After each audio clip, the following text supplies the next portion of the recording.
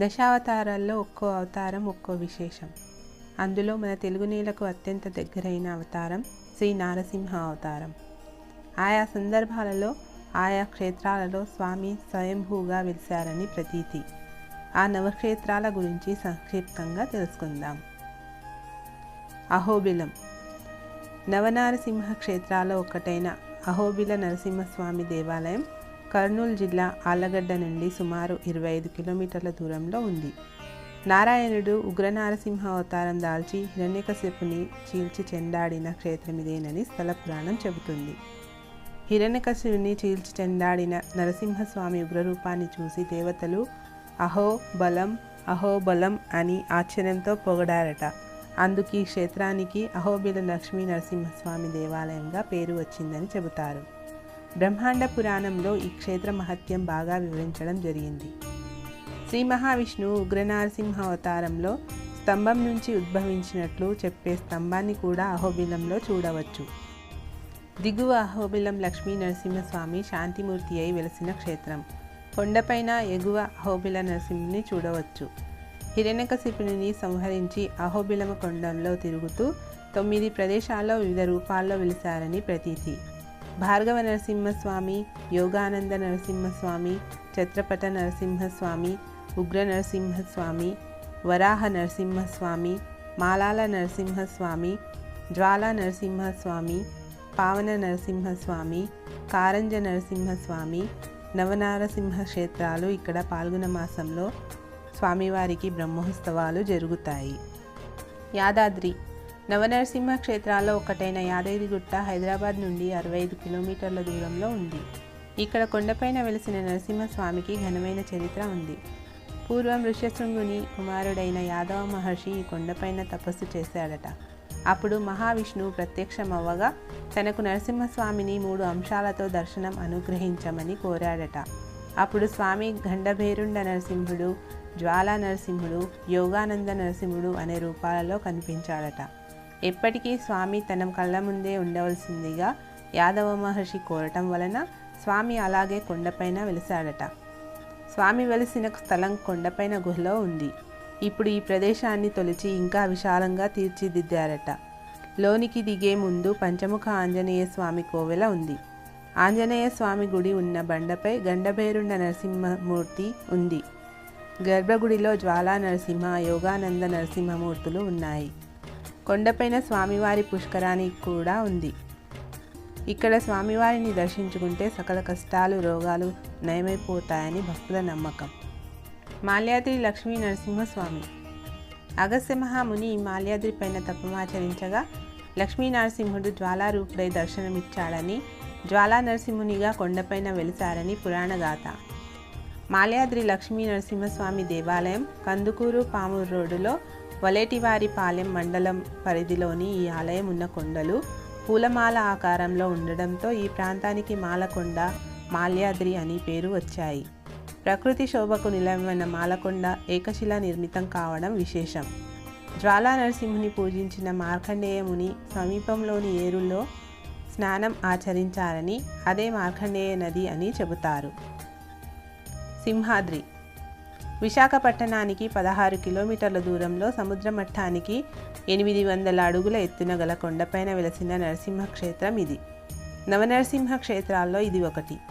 ఈ దేవాలయాన్ని సుమారు 9వ శతాబ్దంలో నిర్మించారని శాసనాలు చెబుతున్నాయి. గర్భాలయంలో స్వామివారు వరాహముఖం, మానవాకారం, సింహపు తోక కలిగి ఉంటారు. వరాహ నరసింహమూర్తుల సమ్మేళనంలో వెలిసిన ఈ స్వామిని సింహాద్రి అని పిలుస్తారు. ఈ గుడి ముఖమండపంలో ఒక స్తంభం ఉంది.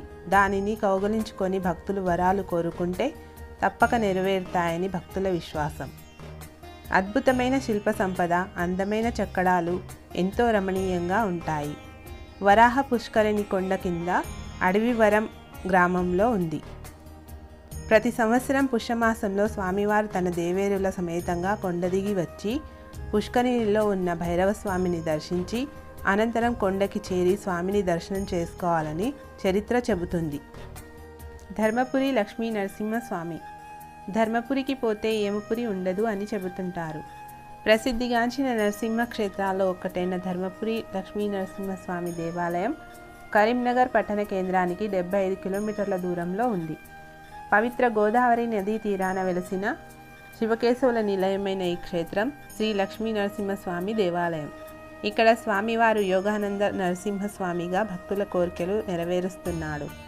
యమలోకంలో నిత్యం పాపుల్ని శిక్షిస్తూ క్షణం తీరికలేని యమధర్మరాజు ధర్మపురి వద్ద గోదావరిలో స్నానం చేసి స్వామివారిని దర్శించుకొని ఆలయం నివాసం ఏర్పరచుకున్నట్టు పురాణ గాథలు చెబుతున్నాయి. ఆలయ ద్వారం కుడివైపున యమధర్మరాజు విగ్రహం ఉంటుంది. యమధర్మరాజుని దర్శించుకొని నృసింహుడిని దర్శించుకోవడం ఆనవాయితీ. పూర్వం ధర్మవర్మ అనే రాజు ధర్మప్రవర్తుడై ప్రజలందరినీ ధర్మ మార్గంలో నడిపించి 4 పాదముల ధర్మంతో ఈ క్షేత్రాన్ని పరిపాలించినందుకు ధర్మపురి అని పేరు వచ్చిందని పురాణాలు పేర్కొంటున్నాయి. వేదాద్రి కృష్ణాయోగ నరసింహస్వామి. నవనరసింహ క్షేత్రాలలో ఒకటైన నరసింహక్షేత్రం కృష్ణానది ఒడ్డున చిలకల్లుకి 10 కిలోమీటర్ల దూరంలో విజయవాడ హైదరాబాద్ జాతీయ రహదారిలో ఉంది. ఈ క్షేత్రంలో నరసింహస్వామి వారు 5 అవతారాల్లో కనిపిస్తారు. జ్వాలా నరసింహస్వామి, శాలిగ్రహ నరసింహస్వామి, యోగానంద నరసింహస్వామి, లక్ష్మీ నరసింహస్వామి, వీర నరసింహస్వామి అవతారాల్లో దర్శనమిస్తారు. అద్భుతమైన కట్టడాలు, యోగముద్రలో ఉన్న నరసింహస్వామి వారు భక్తులకు కనువిందు చేస్తారు. ఇక్కడ జరిగే స్వామివారి ఉత్సవాలు ఎంతో రమణీయంగా కనుల పండుగగా జరుగుతాయి. అంతర్వేది. పరవళ్లు తొక్కే గోదావరి నది మీద ప్రయాణం చేసి అంతర్వేది చేరుకోవచ్చు. చాలా పురాతనమైన ఆలయంలో శ్రీ లక్ష్మీ నరసింహస్వామి వెలసిన ఎంతో మహిమాన్వితమైన క్షేత్రం. త్రేతాయుగంలో రావణ బ్రహ్మను సంహరించి శ్రీరాముడు బ్రహ్మహత్య పాతకం నుంచి విముక్తిని పొందడానికి ఈ క్షేత్రాన్ని దర్శించాడని పురాణాలు చెబుతున్నాయి. అలాగే ద్వాపర యుగంలో అర్జునుడు తీర్థయాత్రకు వెళ్తూ ఆగిన తీర్థం అంతర్వేది. మాఘమాసంలో స్వామివారికి కళ్యాణోత్సవాలు కన్నుల పండుగగా జరుగుతాయి. మంగళగిరి పానకాల స్వామి. నవనరసింహ క్షేత్రాల్లో ఒకటైన పానకాల నరసింహస్వామి దేవాలయం గుంటూరు జిల్లా మంగళగిరిలో ఉంది. చాలా పురాతనమైన దేవాలయం. కొండ మీద వెలిసిన పానకాల నరసింహస్వామి ఎంత పాత్రతో పానకం పోసినా అందులో సగం త్రాగి సగం వేలకి క్రక్కటం జరుగుతుంది. కొండ దిగువన లక్ష్మీ నరసింహస్వామి ఆలయం ఉంది. దీని ముందు ఎత్తైన గాలి గోపురం ఉంటుంది. పెంచలకోన నరసింహస్వామి. నెల్లూరు జిల్లాలోని రాపూర్ మండల కేంద్రంలో గల పెంచలకోన క్షేత్రంలో లక్ష్మీ నరసింహస్వామి స్వయంభూగా వెలిసిన క్షేత్రం. నవనరసింహ క్షేత్రాల్లో ఒకటి అయిన పెంచలకోనలో స్వామివారు చెంచులక్ష్మి సమేతుడై స్వయంభూగా వెలిసి ఉన్నాడు. భక్తుల పాలిట ఇలవేల్పై భక్తుల కోరికలు తీర్చే కొంగు బంగారమయ్యాడు. హిరణ్యకశ్యపుని సంవరించి మహోగ్ర రూపంతో వెళ్తుంటే దేవతలందరూ భయపడిపోయారు. అలా శేషాచల కొండల్లో సంచరిస్తుండగా ఆయనకు చెంచురాజు కుమార్తె అయిన చెంచులక్ష్మి కనిపించింది. ఆమె జగన్మోహన సౌందర్యం స్వామిని శాంతింపచేసింది. ఆ తర్వాత ఆమెను వివాహం చేసుకొని పెంచలకోన ప్రాంతంలో వెలిశాడని స్థల పురాణం చెబుతుంది.